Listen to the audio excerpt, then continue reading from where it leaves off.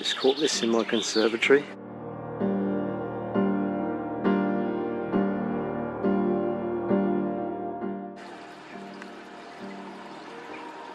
Let's let it go.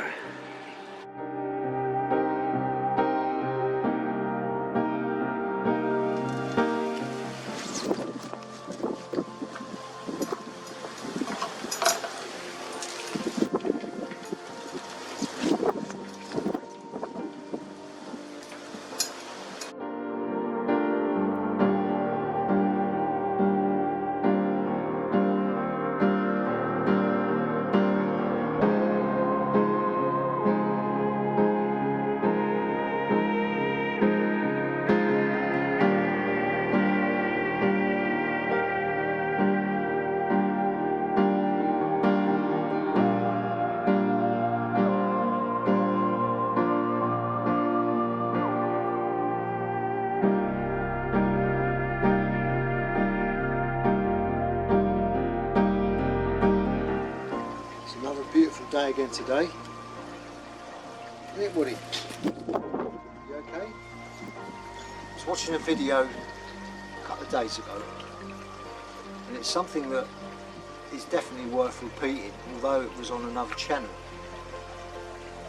It was about the safety position with the swivel between the fingers. Now, although I'm doing this on most occasions, walking around with a hawk, and he's tethered. So I was perching the hawk, letting that run through my hand, and squeezing like that. Then untying from the glove, tying to the ring. And whilst I was untied from the glove, at that point there, he could bait and drag that straight up through my hand. My gloves are very soft, and I've got a good grip on them, but a lot of gloves are quite stiff, and it would or could slip through. So the lesson I've learned from that video, which was Dave Sharp Nature Boy, was to always bring that swivel between a finger, depending on how long that jessie is, whether it be the centre or the bottom one, and then clamp so that swivel can't pull through them fingers. Then it's safe to undo that knot, then tie to the ring on the perch. I check through most of my videos and just to have a look, see if I'm most of the time like that, which I am. But it was at that point when you are untying between bird from glove to the perch that is the only time that you're going to lose that hawk. I mean, if he baited now and I let go, he's only going to go to the end of that falconry's knot, to the end of his tether, as they say. But naturally I hold him like that, so it's in a safety position. But for some reason, whilst I put him on the perch, I didn't, and I went like that, which he just pulled that then with his foot, as easy as that. And that's how I untied him. So that's the way you want to untie him when you're perching him out, through the fingers, so the swivel can't pull through. It makes sense, it's common sense, but I wasn't doing it. But from now on, every time I perch on a perch or untie, it should be like that, not that.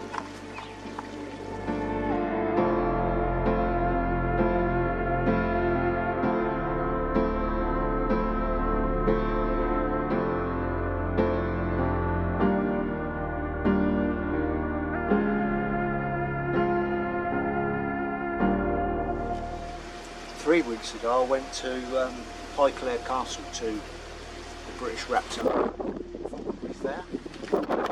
During that stay, I got a tick on my left hand side chest, and I hadn't noticed it for a couple of days. I thought I'd just got cut or something there, and I hadn't really, I was sort of scratching it but not really looking to see what it was. And when we got back, glasses on, looked in the mirror, I found this little tick, which happened to be a deer tick, black-legged deer tick.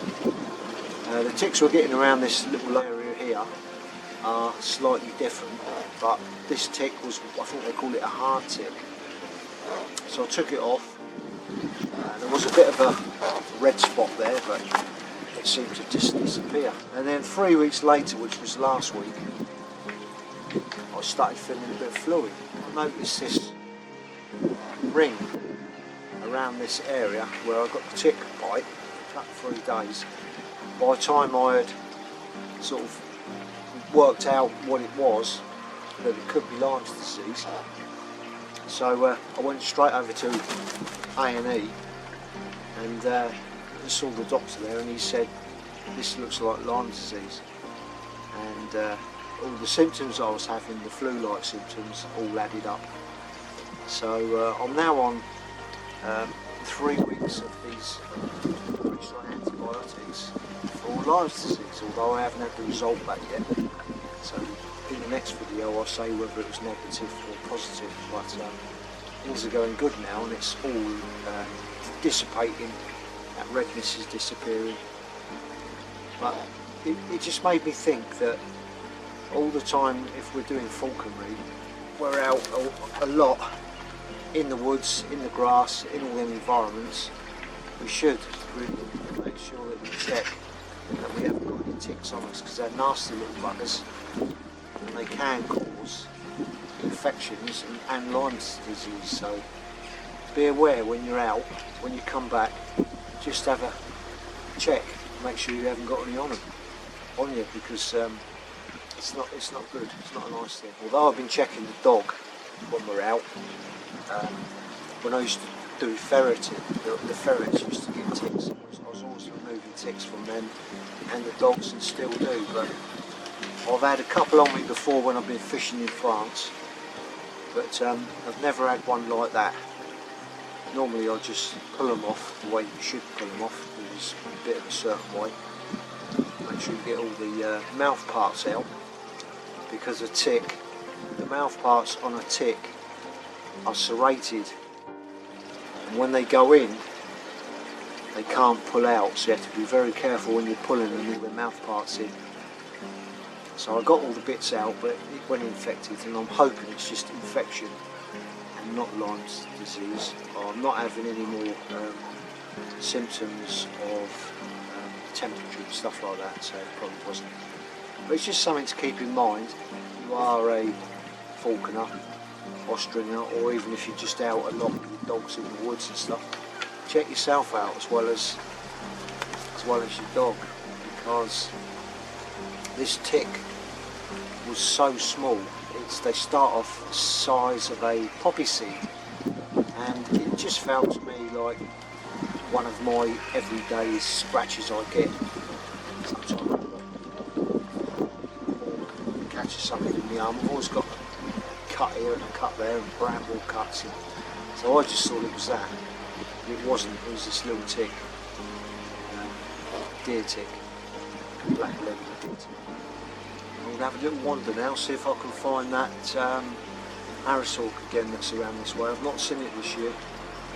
It's just a Harris hawk that someone's lost a few years back. It's been surviving, so I'm going to go and have a look at the area where it is and the food source that it's capable of hunting. Just have a look around. I'd like to see it again. I've not seen it this year yet. It normally only comes over when I'm flying my hawk. It seems to be quite inquisitive to what we're up to. There's so much to learn in life, and as long as we're open like a sponge, we just keep learning, adapting and seeing what's going on. It's quite fascinating, really. You alright, Woody? Yeah? You good boy, Woody? Hey? You good boy, Woody? You want to go away for a bit? Hey?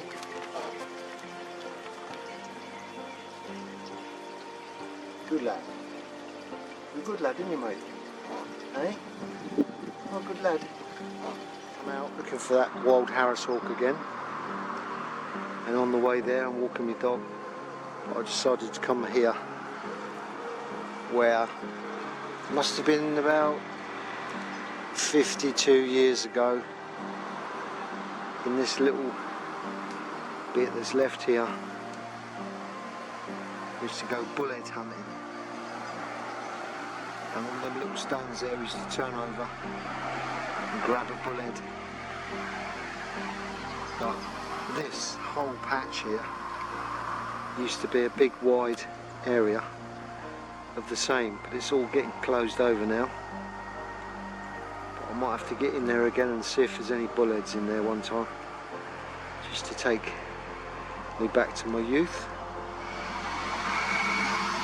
This is where I used to come when I was between 5 and 10, 5 and 8, collecting sticklebacks. This lake here. I wonder if there's still any in here. It has dried out a few times.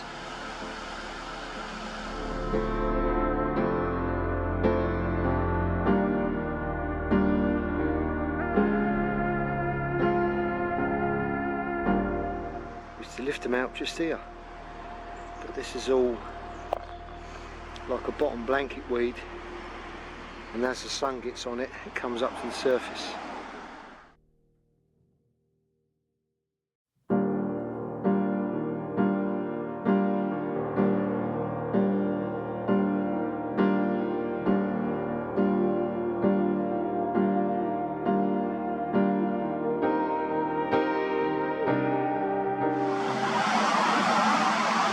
There's still some sticklebacks in there.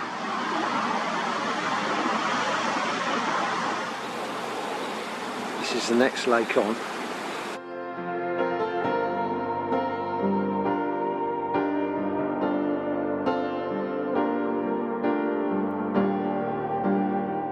It's one of the first sources.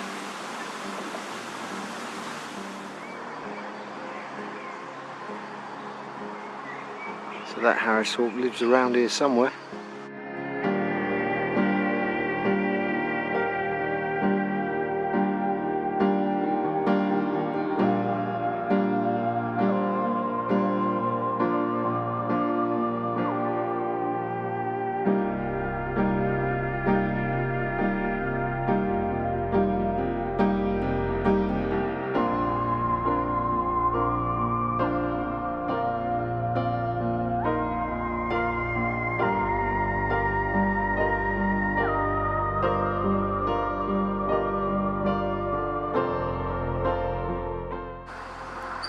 And he's got this sort of stuff. I imagine he's got so much food around this way. That's why he's doing really well. And although that's not a young rabbit, there's plenty of them about. There's the lake. And here is one of the sources that feed it. And it goes up right up through these hills, so filtered, and I used to drink that as a child. I'm going to try it now, I think, see if it's still as fresh.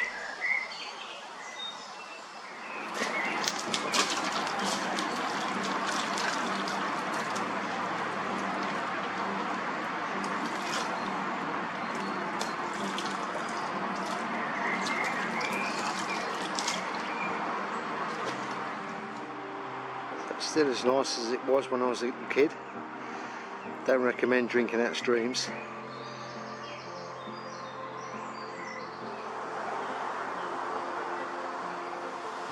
This is another area where that hawk spends its time. So it's got this bit of open field.